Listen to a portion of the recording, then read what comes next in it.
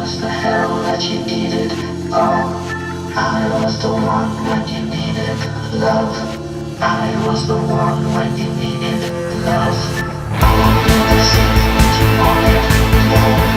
I was the hell that you needed. Welcome to BaldPolitiKs, where we take an alternative look at the world of politics and look at politics from a different angle. We also do what we can to give a voice to the unheard. And on this edition, this show, it's episode 12. It is the show from the 23rd of August 2017. And on this particular show, the focus on world politics is the UK, and the UK of the latter 1980s. And in particular, a murder that took place in the south of London in 1987. That was, of course, the murder of private investigator Daniel Morgan. Now, since that time, it's 30 years ago since Daniel Morgan was murdered in the back car park of a South London pub. And still nobody has been convicted of his murder. Several people have been arrested, yet nobody has been convicted of that particular murder. And what makes the unsolved murder of Daniel Morgan so relevant to this show is that it was indeed linked to the bringing down and closing of the newspaper News of the World, part of the Rupert Murdoch empire. How a murder in the back of a car park in 1987 in London can be connected with bringing down a large newspaper in the UK, and what indeed led to a huge inquiry into the media in the UK, the Leveson inquiry, is what is of significance to us. How something like this, which would seem like a tragic, but another murder, how that can be linked to the bringing down of such a large media publication as the News of the World, and the scrutiny it put the media in general under in the UK. And then from that we saw and was unravelled what exactly a lot of the so-called journalists were doing there in order to get a story. The connection between that murder, the bringing down of the News of the World, and police corruption is what is of particular significance to this story and to this show, and that's why we're featuring it today. I'm going to be speaking to a man today who knows a lot about that particular case. The website that he runs is called UntoldMurder. His name is Peter Jukes. He's an author and a journalist, and he has researched this area extensively. He's worked very closely with the family of Daniel Morgan as well, and together they have the book and the website UntoldMurder.com. Now, as an intro to that, what we can say is the phone hacking scandal that closed News of the World was big, but just the tip of the iceberg. At the bottom of the iceberg of dark arts, hacking, burglary, bugging and bribery, bent cops even, is the body of Daniel Morgan. It's been described by an assistant commissioner of the Metropolitan Police in London as one of the most disgraceful episodes in the entire history of the Metropolitan Police Service. Over 3 decades since Daniel was killed, 5 failed police investigations and an ongoing panel inquiry has become the most investigated murder in British history. Author and journalist Peter Jukes, as I mentioned already, from UntoldMurder.com. He joins us to tell us more about this brutal, yet also in some ways fascinating murder. But before we get to that, let's take a look at the significant happenings on this day, the 23rd of August. And on that date, in 1914, World War I, the Battle of Mons, the British Army begins withdrawal. 1929, we have the Hebron massacre, during which there's the Palestinian riots, the Arab attack on the Jewish community in Hebron in the British Mandate of Palestine. In 1939, World War II, Nazi Germany and the Soviet Union sign a non-aggression treaty, the Molotov Ribbentrop Pact. 1942, again in World War II, is the beginning of the Battle of Stalingrad. And in 1973, a bank robbery gone wrong in Stockholm turns to a hostage crisis where hostages sympathise with the captors, thus giving rise to the term Stockholm Syndrome. I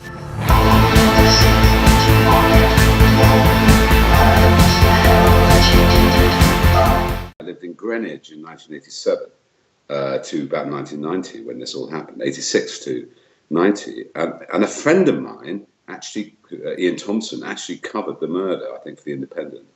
And I'd never heard about it until 2011, 12, when I was covering the fallout of the phone hacking scandal, the Leveson inquiry and the phone hacking trial. And I met Alistair, and it was clearly the kind of, in a way, behind the phone hacking scandal, you know, the dead body of Daniel Morgan tells it all. That's the real story. Mm-hmm. Did it take you a while to get on board with this, to believe it, or had you a suspicion that there was corruption already in the London police force? Not really. I mean, I'd heard, seen between the lines. I worked on cop shows as a TV dramatist, and the first one I ever wrote, I think, 1992, was The Chief, and it was about corrupt cops in London.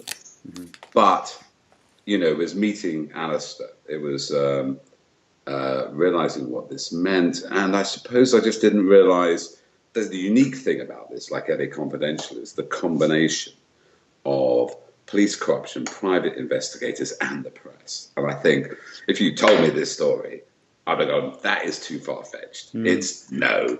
And when I did put it in my first book in 2012, that's sort of the story of Daniel Morgan and Ray Adams at NDS and all these things. But I just knew there was a rabbit hole, which I needed to go down to understand. Yeah, okay, great. Now, it's called, and according to the book as well, it's Britain's most investigated murders. There's been 5 investigations, is that right? Exactly. There's kind of technically more, because there were reviews, and if you go through the sort of police timeline, as I have done, there's probably more like 10, and 20 if you go to peripheral related ones. Yeah, 5 murder investigations which led nowhere. We can't find any other equivalent in British history. Obviously, there are things like the Jack the Ripper, but there was like 1 murder investigation. There weren't 5, and obviously now a panel inquiry like Hillsborough. Okay.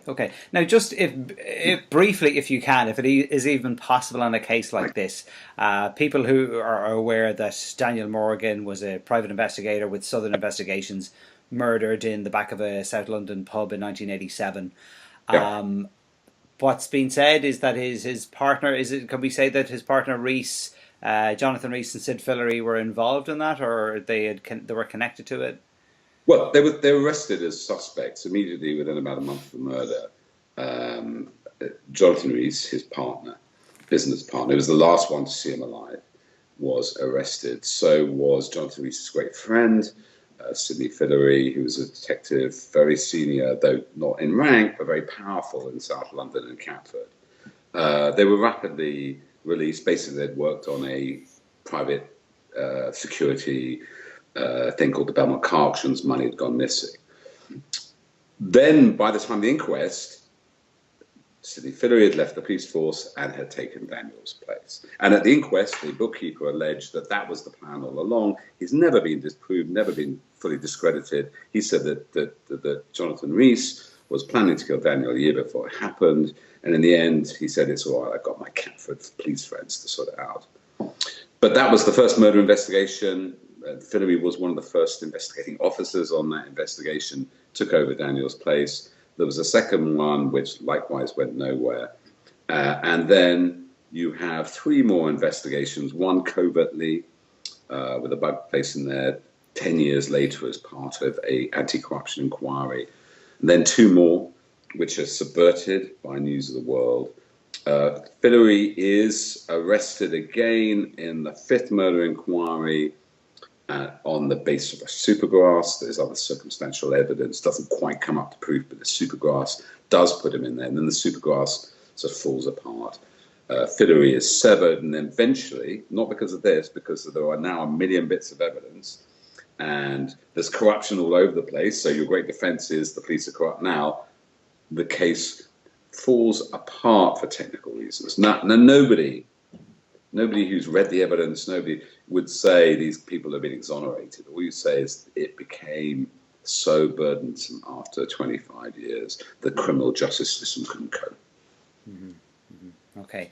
Now, the murder itself that took place in 1987, it's been said that was done to get Daniel Morgan out of the way because he knew, as they said, he knew too much about police corruption. Would people go to such lengths? Would they actually take another person's life because they felt they knew too much about police corruption? Would people take such extreme measures? Well, obviously, in fact, it's on tape. Rees, there's one point when his bookkeeper was sent undercover to tape Jonathan Rees, asking about this Belmont auction. Belmont auction, where there were 3 cops involved in a security detail, and the money went missing in mysterious circumstances. And as Jonathan Rhys says, for £18,000, why would you kill somebody for 18? Because it's basically £2,000, £3,000 each, and these policemen are often £25,000. It has to be huge. It can only be something very big. And the allegation, and this is from 5 different sources and lots of other anonymous sources, it was a multi-million-pound drugs consignment involving several senior police officers and customs officials. And, so you have organized crime, you have senior Met officers, you have lots of money. That is sufficient motive to murder, I would have thought. Because, you have career, people's, not only their livelihoods, these are senior officers and members of the underworld go to prison for a long time. And at that stage, was there any inkling that it could possibly have been connected to the Leveson inquiry? Obviously not in 1987, but was there any inkling? Phone hacking, you mean, and press abuses? Yeah. Well, there is actually, because if you think of what there's clear is that there's several sources. One guy, Derek Haslam, a detective, Daniel's and Jonathan Rhys's former employer, Brian Rebekah, they all say Daniel was selling the story to the press. The most common allegation is against senior editor Alex Maranchak at News of the World, but they was also Daniel was in conversation with the Mirror Group, Private Eye, had worked for the BBC. So the press was kind of located in an early stage, and very importantly, the night before Rhys and Philly were arrested, a very senior tipster for the press, a guy called John Moss, who worked with Alex Maranchak for many years afterwards, is in the incident room, and the murder suspects know they're going to be arrested. So you have, right at the beginning, the press involved. Within a year of Daniel's murder, News of the World were paying Southern Investigations, now staffed by Rhys, the main murder suspect, Visserligen, who retired and was taking Daniel's place, and they were working with News of the World using computer hacking, using police computer, access to the police computer for criminal records. The one thing that happened after the murder, rather than being, even though the front pages of the Sun and all the Express, rather than walking away from this dodgy private detective company, Fleet Street, just ran towards them and used them and carried on using them for the next 25 years. They trained Mazza Mahmood, the fake sheikh. They were working with the Mirror Group. What it was is, I say phone hacking is the benign tip of this iceberg.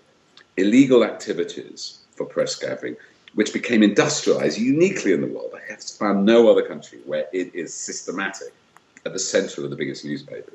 And Southern Investigations led that way. And obviously, Leveson was partly about phone hacking, but a lot about payments to police. There were 100 people arrested, journalists and sources, after the phone hacking for corrupt payments to public officials. That began after Daniel's death. So. Okay. Now, you mentioned there the fake sheikh Mazza Mahmood. He's a curious character. Is he currently in prison, or is he out at the moment? I believe he's out on tag. Okay. Now, I've heard rumours that he's back working for News UK, but I can't confirm. Okay. Now, what exactly is his role in all of this? I mean, he's been involved in a number of things, and as the podcast episodes go on, it seems that he has his finger in many pies, from including the incident with John Alford, the actor John Alford. It's quite extraordinary. That one, everything struck me, but it's like every podcast I listen to, it strikes me again. It's like, come on, is this for real? What's happening? So Mazza Mahmood is very interesting. I mean, the thing about Mazza Mahmood, which is important for us to all understand it, is he's very connected with high echelons of the Murdoch organization. Friends with Rebekah Brooks, she said that in court, close friends. Allegedly, he would speak direct to Rupert and James in his life. And he floated above News of the World. He was in the Sunday Times when News of the World closed. He went to the Sun on Sunday and then did this thing, a very similar sting as in John Alford against Tudista Constabulus, but got caught out and imprisoned. So he's very high. He floats above the normal editorial levels. He is protected. And he was trained by them. In his own autobiography, Mazza Mahmood says he was part of the sting on David Mellor They bugged up his house. This is David Mellor, the culture secretary, who'd, under Conservative John Major's government, who'd famously said the press are drinking the last chance saloon. Well, they caught him in weird circumstances, having an affair with an actress, and Mazza Mahmood was part of that. So that's 1991, maybe 92. And he himself has said he worked with some investigations on 20 stories till about 1993. He said that in Leveson, and then he said he stopped. Well, I'll tell Mazza Mahmood did not tell the truth to Leveson, because we have ample evidence, including the John Alford sting, but throughout the 90s, Mazza Mahmood is working with Southern investigations, hanging around their pub, talking to police officers, trying to buy stories. So much so that, when there is this bug in 1999, trying to catch the murder suspects, this anti-corruption thing, which actually ends up with Rees getting arrested for fitting up a woman for cocaine in a custody battle. Bob Quick, head of the Department of Professional Standards, the kind of internal investigations, draws up a list of media crimes. Top of the list is Alex Maranchak. There are like 46 crimes they detected. Second is a guy from the Mirror Group, Gary Jones. Third is Mazza Mahmood.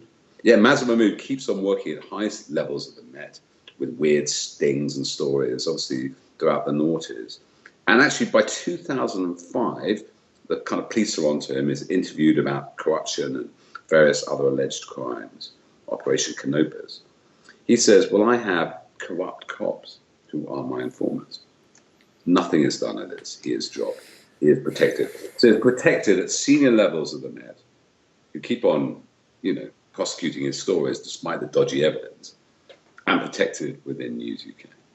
Okay. That's the level of it. You could push Fillery and Rees, who by 2005, Fillery was convicted of having indecent images of children. Rees was in prison for this, perverting the course of justice with this woman in a custody dispute and fitting around with cocaine. But you cannot separate Mazza Mahmood from the senior levels of the Met and the Murdoch organisation. Now, the case of John Alford, which is the most recent podcast, that seems, and based on what I've heard, it was almost like they felt they were untouchable. They could do anything to anybody. I mean, there's no reason for any of it, but there was no reason for targeting John Alford other than the fact that he had a skirmish with Ross Kemp in a nightclub. Is it that simple? Is it that black and white? My experience of these people is exactly that. I mean, I've been targeted by tabloid journalists. What it is, it's a mixture of their arrogance, that we can destroy you, which actually, oddly enough, is their weakness, because it all thrives on fear. So the cover-up, there are journalists, I mean, I talk about it in the book, who say, I'd love to talk about this story, Peter, but I'm scared. The photographer on the scene, I've spoken to senior Mirror journalists, said, I'd love to write about it, it's too political. The only thing that shuts people up is fear. And so what you've always got to do with dissenters like John Alford is destroy them. In the French term, pour encourager les autres, to encourage, actually deter the other people. You've got to prove that never cross us. It's a murder. We'll conduct a vendetta. We'll hound you to the earth. Because the only thing that keeps people shut up, well, one thing is fear. The other thing is being paid off. So the John Alford thing is like sending a message to other people in many ways. It's that kind of a thing, is it? Peter, when I didn't know, I was never particularly knew much about the Sun. I knew it was there. I'm old enough to remember, it's a somewhat wanting gotcha, but it wasn't an obsession of mine. But I worked through 25 years as a dramatist. I still do, and I've been out with actors who were completely traumatized by the press. And I understand that. I went out with that. I was doing this television series 15 years ago, went out with an actor, and the next day, just went out, we went for a drink. They had photographed him and photoshopped out his wedding ring. It's the same. So-and-so's out on the town without his wedding ring. That's celebrity culture. And so I came up from the actors end. Why are these actors traumatized? Lenny Henry would ring about a racist attack on him and Dor French. I'm doing a series with him now, another series we've done a few series together, doing radio series called Day Release. And the first people over to his house would be the Sun, not the police. That level of, well, obviously all actors get paparazzi, all actors get a hard time, but in Britain, when they're hacked, police are telling the press stuff about them, they're hounded. It's a very dark chapter in British history. And I cannot find another country where this has happened for so long, so systematically. And I think once you get away with murder, literally, that's where we go. I mean, it's not like that in Ireland, is it? I mean, you have dodgy Bertie Hearn, by the way, like Rupert Murdoch, praising Alex Marinchak and Murdoch replies, but when it actually in the Leveson inquiry, Rupert Murdoch couldn't remember. Senior editor Alex Marinchak, but he is a bit old now, I suppose. Yeah, I mean, maybe there's nothing quite as overt as that in Ireland, possibly because it doesn't need to be, but I think if it needs to be, I mean, we have our own series of corruption here, not so much mentioned with the press, but with police as well, quite a bit of it. But just to finish up on the whole Daniel Morgan story, there's another podcast episode coming out soon, but in terms of prosecutions, nobody has ever served any time for Daniel's murder. Is that correct? No. And look, the honest thing is, I think the family accepted this many years ago. They probably never will. What the family wanted, Jane, the sister, I don't know if you've heard her in the book, must go back into a great woman. She wanted revenge, but Alistair, in fact, Alistair is in some ways more upset by Fillory. He went to Sydney. Fillory told him the story of suspicion of Rees. This is back when Alistair is the first true detective on the scene within days of the murder, and Fillory gets him out of town, it seems. He's much more betrayed, in a way, by Fillory because he trusted him. He didn't trust Rees. And I think that's the angle and it happens too if you listen to Stephen Lawrence's episode, it's too late to bring their loved ones back. What these amazing families do against this amazing pressure, and imagine if you've ever had a bad judgment or parking ticket you didn't deserve, how outrageous that feels. Times that by 1 million. They fight and fight and fight. And in a way, they are true idealists. They believe the law should be upheld. Both families believed in the police and couldn't believe that they would betray their families. And they're fighting for us all. They're stopping the next person getting killed and their murder inquiry being subverted by corrupt elements who may be involved in the murder. So they're doing us all a favor. So that's it for this edition, where we spoke to Peter Jukes of Untold Murder, of UntoldMurder.com, and about the Daniel Morgan story. So thank you very much to Peter for joining us. If you want to know more, just go on to UntoldMurder.com and you'll find out all you need to know about that there. So that's it from us for this episode. Join me again for the next episode of BaldPolitiKs, where we take a look at politics from another angle. I was the hell that you needed. I was the one when you needed love. I was the one when you needed